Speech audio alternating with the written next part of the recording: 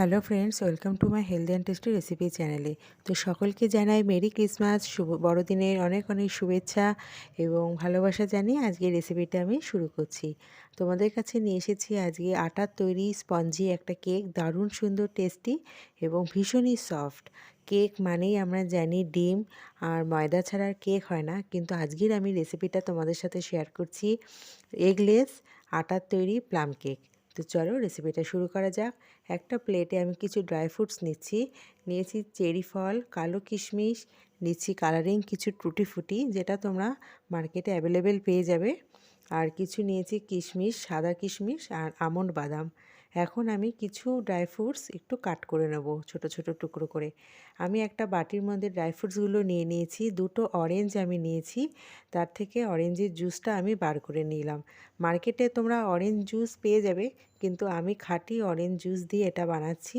খেতে কিন্তু দুর্দান্ত হয়েছে।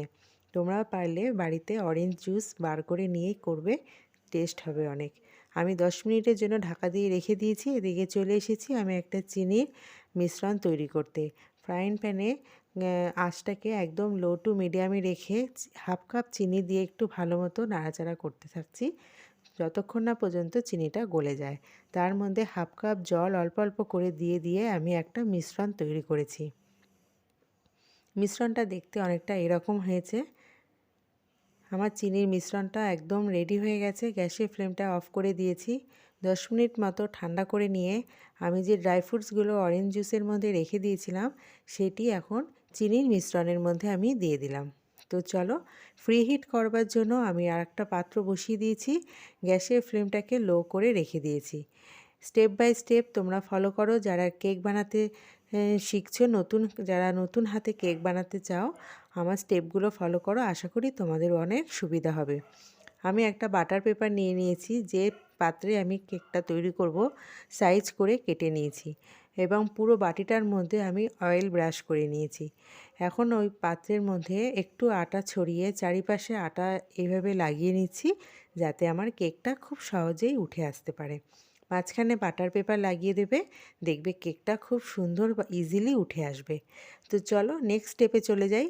এখন আমি একটি পাত্রের মধ্যে ছাঁকনি রেখে তার মধ্যে 1 কাপ আটা নিয়েছি, 2 থেকে 3 চামচ আমুল দুধ নিয়েছি, আর 2 টাকা দামের একটা কফির পাতা নিয়েছি, যেগুলো মার্কেটে একদমই অ্যাভেলেবেল তোমরা পেয়ে যাবে। কফির পাতাটা আমি দিয়েছি কালারের জন্য, একটা সুন্দর গন্ধ আসবে। এটা অপশনাল, তোমরা চাইলে স্কিপ করে যেতে পারো। এখানে আমি একটা বাটির মধ্যে হাফ কাপ তেল নিয়েছি, রান্নার তেল। হাফ কাপ মানে হাফ বাটি তেল আর হাফ বাটি দুধ একটু ভালো মতো ফেটিয়ে নিচ্ছি। এই স্টেপটা করতে গেলে হাতের প্রচণ্ড পরিমাণে জোরের দরকার।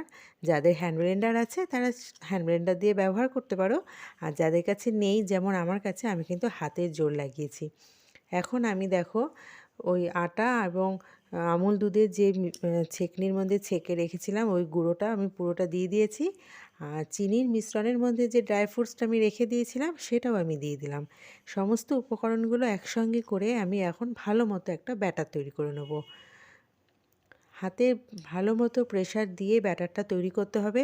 যত বেশি ব্যাটারটা সুন্দর হবে, তত স্পঞ্জি হবে কেক, খেতেও দারুণ লাগবে। ব্যাটারটা তৈরি করা কিন্তু একটা পারফেক্ট স্টেজ বলতে পারো। তো ভালো মতো ব্যাটার তৈরি করতে হবে। আর সমস্ত গুঁড়ো জিনিস যেমন আটা, দুধ, কফির পাতা, আমি সমস্ত কিন্তু ছেঁকনিতে ছেঁকে নিয়েছি, যাতে কোনো রকম দানা দানা কিচ্ছু না থাকে। পারলে তোমরাও এভাবে ট্রাই করে দেখো।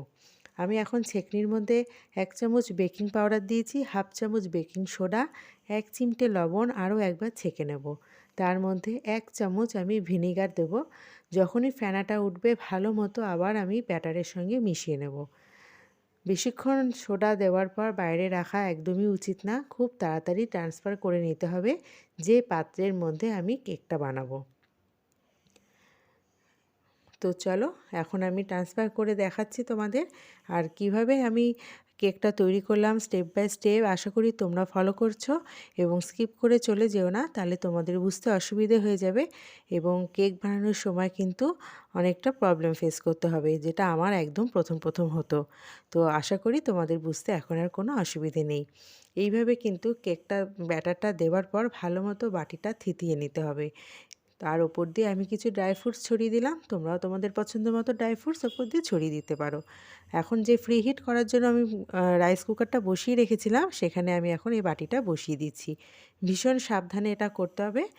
এখন 40 থেকে 45 থেকে 55 মিনিট মতো সময় লাগবে আমার এই কেকটা তৈরি হতে। মাঝখানে আমি দেখো যে রাইস কুকারের ঢাকনার যে একটা হোল থাকে, সেটা আমি একটা কাগজ দিয়ে আটকে দিয়েছি যাতে এয়ারটা বাইরে বেরিয়ে না আসে। মাঝখানে আমি ঢাকনা তুলে কিছু ড্রাই ফ্রুটস ওপরে এরম ছড়িয়ে দিয়েছি। তোমরাও তোমাদের পছন্দ মতো কিছু ড্রাই ফ্রুটস ওপর দিয়ে ছড়িয়ে দেবে, দেখবে দেখতেও খুব সুন্দর লাগবে। তো এখনও আমাকে আরও 10 থেকে 15 মিনিট ঢাকা দিয়ে রেখে দিতে হবে। আজকের এই কেকের রেসিপিটা যদি তোমাদের ভালো লাগে অবশ্যই লাইক কমেন্ট করো, শেয়ার করো, আর আমার চ্যানেলটিকে প্লিজ সাবস্ক্রাইব করে দিও। পাশে থাকা বেল আইকনটি প্রেস করে দিও যাতে নতুন নতুন ভিডিওগুলো সবার আগে তোমাদের কাছে পৌঁছে যেতে পারে। তো বন্ধুরা, আমি চলে এসেছি। আমার 55 মিনিট মতো সময় লেগেছে একটা কেক তৈরি হতে। এখন দেখো একটা আমি ছুরি দিয়ে চেক করে নিচ্ছি যে আমার কেকটা একদম তৈরি হয়ে গেছে কিনা। তবে সাইডটা দেখলে বোঝা যাচ্ছে কেকটা রেডি হয়ে গেছে। তো আমার কেক কিন্তু একদম পারফেক্টলি রেডি হয়ে গেছে। তোমাদের কেমন লাগলো অবশ্যই কমেন্টস করে জানাবে। আর তোমরা আমার সঙ্গে থাকার জন্য জানাই অসংখ্য ধন্যবাদ। আজকের এই আটা দিয়ে তৈরি প্লাম কেক তোমাদের কেমন লাগলো অবশ্যই কমেন্টস করে জানিও। আর ভালো লাগলে লাইক কমেন্ট শেয়ার করো, চ্যানেলটিকে সাবস্ক্রাইব করে দিও। আমার পাশে থাকার জন্য তোমাদের জানাই অসংখ্য ধন্যবাদ। Merry Christmas. সকলে ভালো থেকো, সুস্থ থেকো। আজকের মতো আমি এখানে শেষ করছি। তোমাদের সঙ্গে দেখা হবে অন্য কোনো রেসিপিতে। তো আজকের মতো টাটা।